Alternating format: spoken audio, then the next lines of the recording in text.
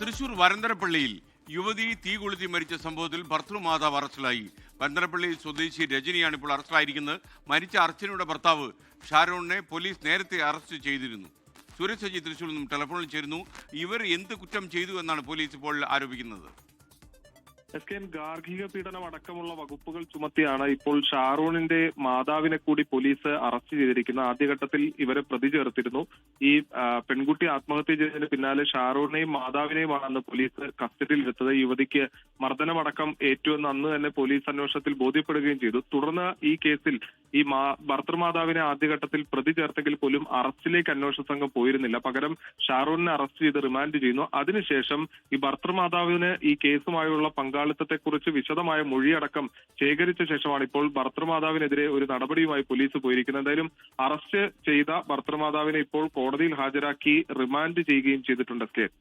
ലോകത്തെവിടെയായാലും ഏത് സമയത്തും 24 വാർത്തകളും ഓഗ്മെന്റഡ് റിയാലിറ്റി പാക്കേജുകളും എക്സ്പ്ലെയിനറുകളും വിശദമായി കാണാൻ ഞങ്ങളുടെ യൂട്യൂബ് ചാനൽ നിങ്ങൾക്ക് സബ്സ്ക്രൈബ് ചെയ്യാം.